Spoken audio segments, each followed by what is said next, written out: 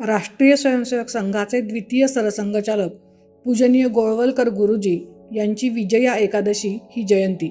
त्यानिमित्त गुरुजींचा सहवास लाभलेले राष्ट्रीय स्वयंसेवक संघाचे ज्येष्ठ संघ स्वयंसेवक विनायकराव डंबीर यांनी त्यांच्या आठवणींना दिलेला उजाळा.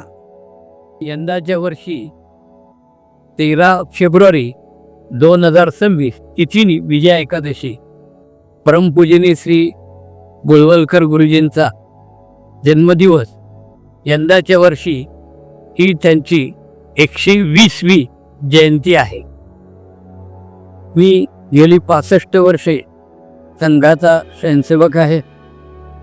माझ्या भाग्यानं मी लहान असतानाच परमपूजनीय गुरुजींबरोबर संवादाचं भाग्य हे मला मिळालं.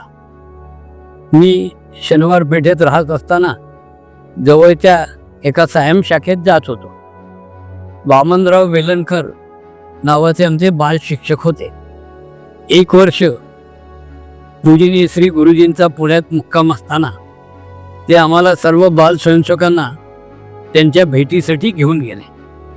त्यावेळेचे शहर संघचालक बाळासाहेब दीक्षित यांच्या घरी पूजनीय श्री गुरुजींचा निवास होता. सकाळची वेळ होती. आमचे बाल शिक्षक आम्हाला गुरुजींना भेटण्यासाठी घेऊन गेले. गुरुजी स्नानासाठी निघाले होते, पण आम्ही सगळे त्या ठिकाणी गेल्यावर गुरुजी थांबले. गुरुजींनी माहिती घेतली. आमच्या बाल शिक्षकांनी त्यांना माहिती सांगितली आणि गुरुजींनी विचारलं की तुम्ही कोणत्या शाखेचे? मी उत्तर दिलं, हरेश्वर शाखा. तत्काळ गुरुजी असं म्हणाले की अरे हरेश्वर नाही, तुझ्या शाखेचं नाव हरिहरेश्वर आहे.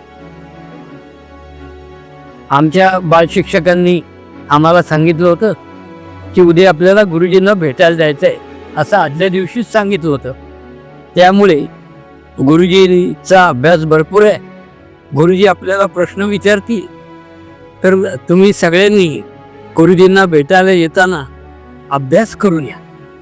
मी सकाळी त्या दिवशी इतिहासाचं पुस्तक वाचूनच त्या भेटीसाठी गेलो होतो आणि बरोबर गुरुजींनी विचारलं, काय अभ्यास केला होतास का? मी हो म्हणालो. गुरुजी म्हणाले, कोणतं पुस्तक वाचलं? मी म्हणलं, मी इतिहासाचं पुस्तक वाचलं. गुरुजींनी विचारलं, नाव काय?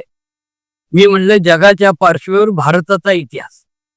लगेच गुरुजी असं म्हणाले की अरे जगाच्या पार्श्वभूमीवर भारताचा इतिहास नाही, भारताच्या पार्श्वभूमीवर जगाचा इतिहास, असं गुरुजी आम्हाला म्हणाले. अशी सगळ्या गप्पा गोष्टी चौकशी झाली आणि ती आमची भेट संपली.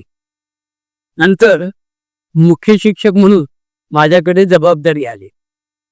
गुरुजी पुण्यात आल्यानंतर एक दिवस सरस्वती मंदिरच्या मैदानावर पुण्यातल्या सर्व शाखा कार्यवाह मुख्य शिक्षकांची गुरुजींनी बैठक घेतल्याची मला आठवते आणि त्या बैठकीलाही मी उपस्थित होतो.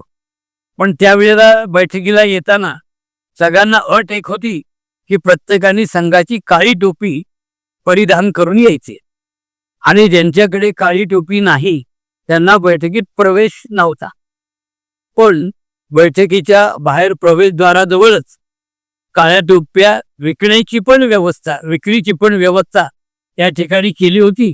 अशी आमची दिवसभराची बैठक परमपूजनीय श्री गुरुजींनी घेतली हे मला अजूनही आठवत आहे. योगायोगानं दुसऱ्या दिवशी विजया एकादशी होती आणि पुण्यात रात्री सर्व ठिकाणी सर्व स्वयंसेवकांना शाखांवर निरोप गेले की उद्या विजया एकादशी आहे, गुरुजींचा वाढदिवस आहे आणि पूजनीय गुरुजींचा पुण्यात निवास आहे. बाजीराव रस्त्यावर त्यावेळेचे प्रांत संघचालक माननीय बाबारावजी भिडे राहत होते. त्यांच्या घरी त्यावेळेला गुरुजींचा निवास होता. सर्व स्वयंसेवकांनी गुरुजींना भेटायला यावं असं एक आवाहन होतं. आम्ही सर्व स्वयंसेवक गुरुजींना भेटायला गेलो. गुरुजी प्रत्येक स्वयंसेवकाला नाव विचारायचे. गुरुजी बसलेले असायचे पण नाव विचारायचे आणि गुरुजी एकेकाला पेढा द्यायचे. नमस्कार तर करायला परवानगी नव्हती, कारण गुरुजींना कोणी नमस्कार केलेला आवडायचं नाही. पण नाव सांगितल्यावर गुरुजी पेढा देत होते आणि मला अजूनही आठवतंय की त्यावेळेला बाजीराव रस्त्यावर स्वयंसेवकांची प्रचंड गर्दी झालेली माझ्या लक्षात येते. नंतर काही दिवसांनी साधारणपणे 1972 साली गुरुजींची चौपा महाविद्यालयाच्या मैदानावर एक प्रगट सभा होती आणि त्या सभेला रक्षण व्यवस्था म्हणून पुणे शहरातल्या सर्व कार्यामुख्य शिक्षकांना पूर्ण गणवेशात रक्षणाची जबाबदारी होती. त्या व्यवस्थेतही मला राहण्याचं भाग्य हे मिळालं असं मला आठवत आहे. नंतर 1970 साली 1 जुलै 1970 या दिवशी परमपूजनीय गुरुजींवर कर्करोगाची शस्त्रक्रिया झाली होती. त्याच्यानंतर काही दिवसांनी पूजनीय श्री गुरुजी विश्रांतीसाठी त्यावेळच्या महाराष्ट्र प्रांताच्या मोतीबाग कार्यालयात हे आलेले होते आणि संध्याकाळी 4 ते 6 असे गुरुजी तळमजल्यावर असलेल्या सभागृहात येऊन बसायचे. भोवताली स्वयंसेवक असायचे व गुरुजी काही चौकशी करायची, काही माहिती विचारायचे आणि असा गप्पा गोष्टींचा कार्यक्रम अनेक दिवस पूजनीय श्री गुरुजी पुण्यात असताना झालेलाही मला आठवत आहे. गुरुजींच्या स्मरणशक्तीविषयी अनेक लोक अनेक गोष्टी सांगतात, त्या प्रेरक तर आहेतच, पण प्रत्यक्ष मला अशी एक गोष्ट त्यांचा सहवास लाभलेल्या स्वर्गीय पद्माकर पंत महाजनांनी सांगितलेली आठवण अजूनही मला आठवते.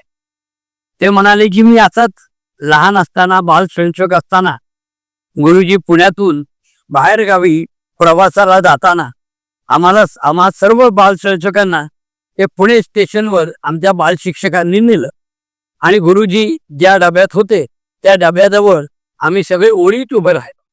गुरुजी आल्यावर गुरुजींनी त्यांच्या पद्धतीप्रमाणे नेहमीच ते सगळ्या स्वयंसेवकांची चौकशी करतच, तशी माझी पण चौकशी केली आणि गुरुजींनी मला नाव विचारलं आणि गुरुजी मला म्हणाले की तुझी आई कशी आहे.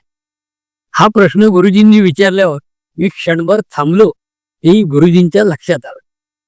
क्षणभरानंतर मी गुरुजींना म्हटलं की मला आई नाही, मी मावशीकडे राहतो. नंतर ज्या ज्या वेळेला गुरुजीची माझी अशी प्रत्यक्ष भेट झाली, बाल असताना झाली, नंतर मी हवेली तालुक्याच्या कामात असताना झाली, त्या प्रत्येक वेळी गुरुजींनी माझी चौकशी केली. त्यावेळेला तुझी मावशी कशी आहे विचार. एवढ्या मोठ्या संघटनेचा अखिल भारतीय जो सर्वोच्च अधिकारी आहे, त्यांनी मी बाल असताना त्यांना सांगितलेलं मला आई नाही, मी मावशीकडे राहतो हे लक्षात ठेवलं आणि वेळोवेळी त्यांनी माझी मावशी कशी आहे अशा माझ्या मावशीची चौकशी केली. त्याचा माझ्या मनावर खूप खोलवर परिणाम झाला. म्हणूनच मी जो संघाशी आजपर्यंत जोडला गेलोय त्या एकाच घटनेमुळे आहे असं मला वाटतं, असं पद्माकर महाजनांनी मला सांगितलं. असं माझ्या लहान वयात आणि नंतर मी अगदी 21 वर्षाचा असेपर्यंत गुरुजींचा पुण्यात संघ शिक्षा वर्गाच्या निमित्तानं प्रवास व्हायचा. गुरुजींचे 3 बौद्धिक वर्ग होते. त्यावेळेलाही असे बौद्धिक वर्ग ऐकण्याचा आणि संघ शिक्षा वर्गाचे व्यवस्थितही राहण्याचं भाग्य मला मिळालं, की मला खूप अभिमानास्पद आहे असं सांगावंसं वाटतं.